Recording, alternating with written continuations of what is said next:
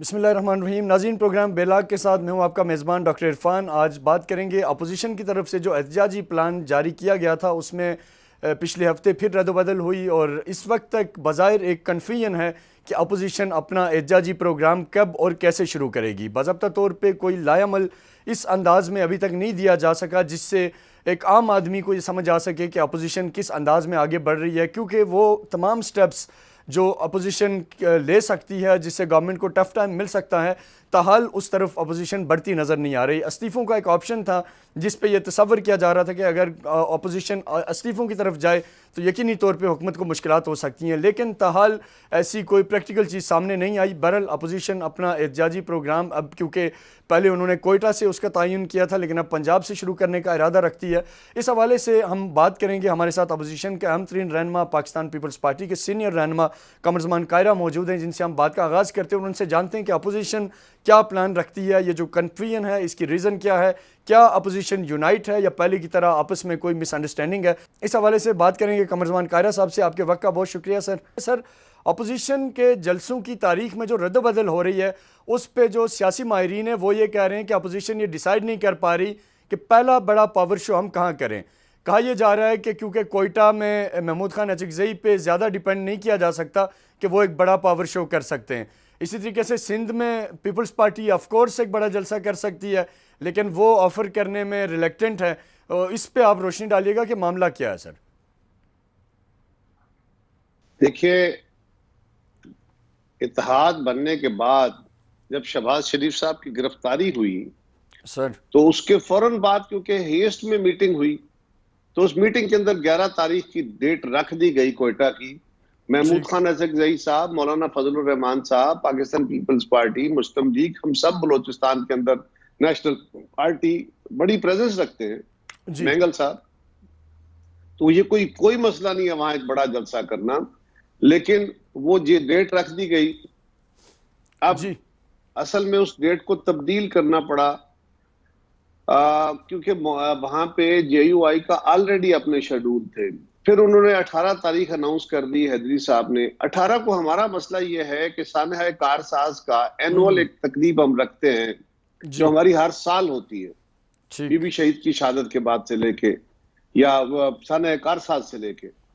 تو اس میں ہم نے گزارش کی کہ جی ٹھیک ہے، آپ 18 کو اگر وہاں کوئٹہ نہ رکھیں، 18 کو رکھ رہے ہیں تو یہاں رکھیں، ہمارے پاس آ جائیں.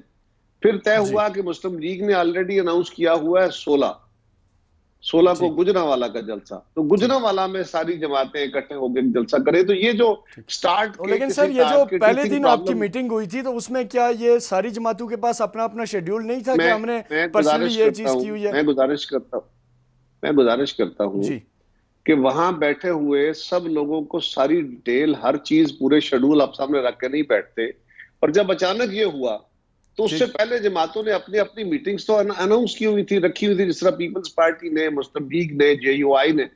اب اس سارے کو ایڈجسٹ کرنا پڑا. تو یہ کوئی بڑا ایشو نہیں ہے کیونکہ ہم سب اس بات پہ متفق ہیں اور گجرانوالہ میں ہمارا ریلی ہو رہی ہے، جلسہ ہو رہا ہے. اور یہ جلسہ ایک بہت بڑا جلسہ ہوگا پی ڈی ایم کا جو گجرانوالہ میں ہو رہا ہے، پھر 18 کو کراچی میں ہو رہا ہے، پھر دین آنورڈ یہ سٹریم لائن ہو جائے گا. تو یہ سٹارٹ کے ٹیچنگ پرابلم کے طور پہ کہہ لیں، اس میں کوئی مس انڈرسٹینڈنگ نہیں ہے، کوئی وجہ نہیں ہے، کوئی آپس میں دوری نہیں ہے. اس لیے کہ ہم کوئی اقتدار کی بندر بانٹ نہیں کر رہے، ہم تو پاکستان کے عوام کے خواہش کے مطابق اس حکومت سے جان چھڑانے کے لیے نکلے. اچھا سر، یہ بتائیں کہ جو آپ کی پہلی جو میٹنگ ہوئی جس میں آپ تمام جماعتیں تھیں، اس کے بعد مولانا صاحب اور مریم نواز کی، نون لیگ کی قیادت سے مولانا فضل الرحمان صاحب کی ملاقات ہوئی جس میں پیپلز پارٹی نہیں تھی. اب یہ بھی پولیٹیکلی جو ایک بعض انالیسز یہ بھی ہے کہ پاکستان پیپلز پارٹی شاید بیک ڈور کسی ڈیل کے انتظار میں ہے یا ان کی کوئی پس پردہ چیزیں چل رہی ہیں، اور نون لیگ اور جو مولانا فضل الرحمان ہیں یہ کیونکہ اب ایکسٹریم پہ جا چکے اور انہوں نے ڈیسائیڈ کر لیا کہ ہم نکلیں گے سڑکوں پہ اور جو بھی ہوگا. ظاہر میاں صاحب کی جو تقریریں آ رہی ہیں، باقی چیزیں آ رہی ہیں، اس پہ اپنا موقف کلیئر کیجئے گا. دیکھیے، اس پہ 10 دفعہ موقف دے چکے ہیں. آپ نوجوان صحافی ہیں، آپ سے گزارش ہے کہ جب بھی کسی جماعت کے بارے میں تبصرہ کریں تو آپ کے تبصرے نفع یا نقصان کا باعث ہوتے ہیں، تو بڑے محتاط الفاظ میں ہونے چاہیے.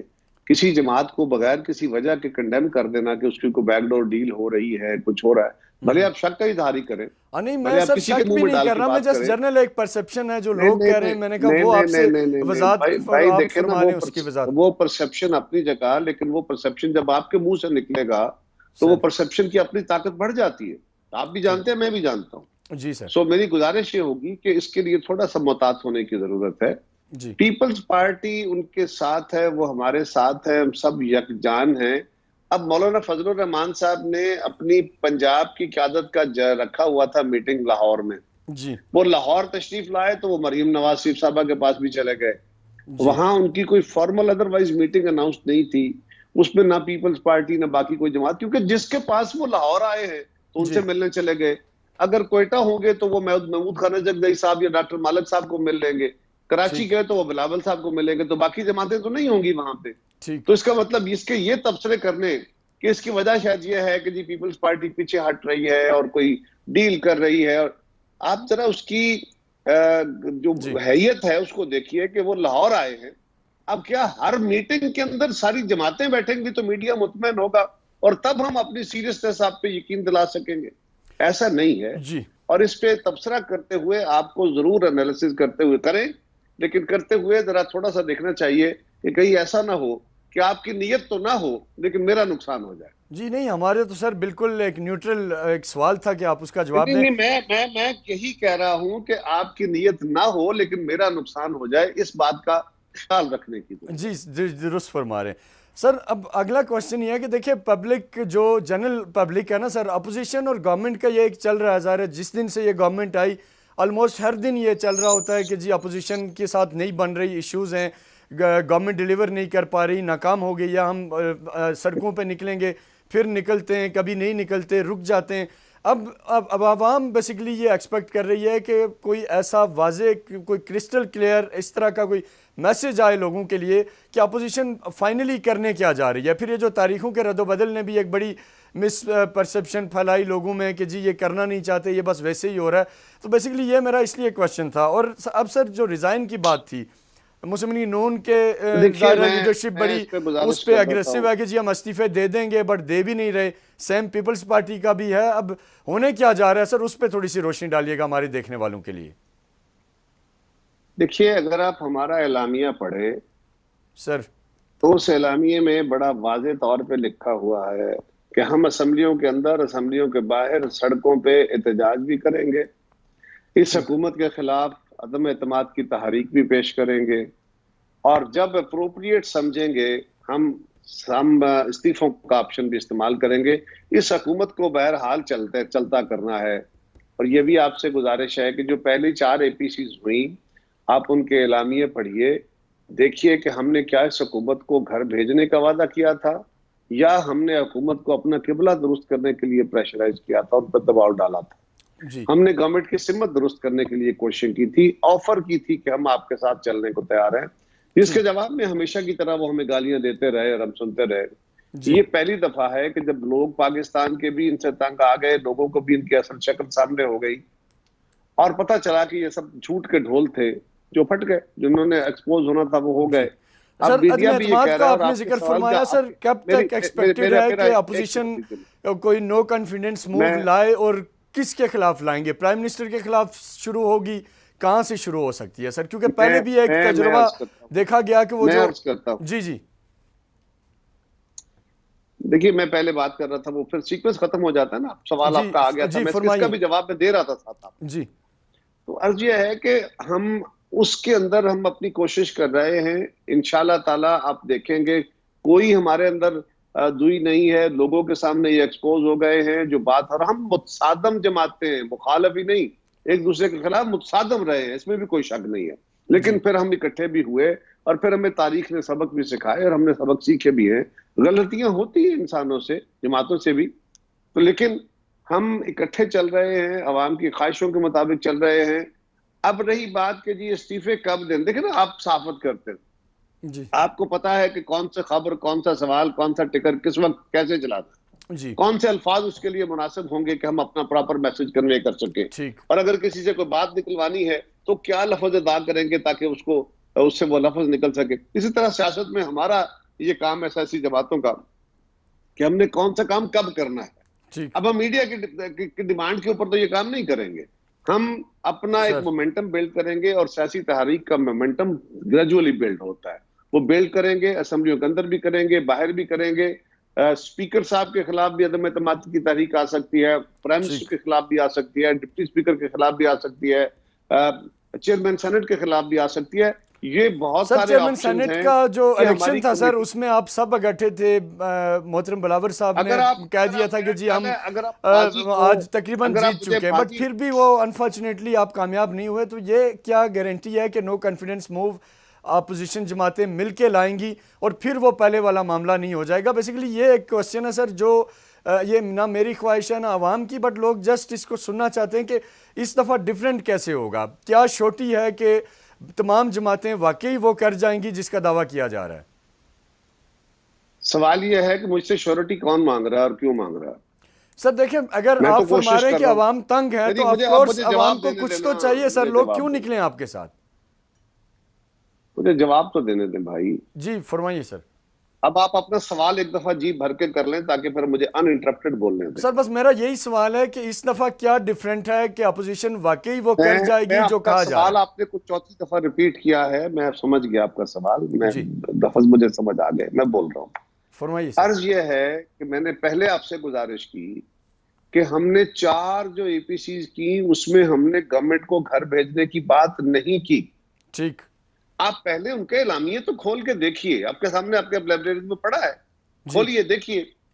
دوسرا کہ جب ہم نے چیئرمین سینٹ کے خلاف موو کیا عدم اعتماد, تو جو لوگ سامنے کھڑے ہوئے وہ کتنے تھے؟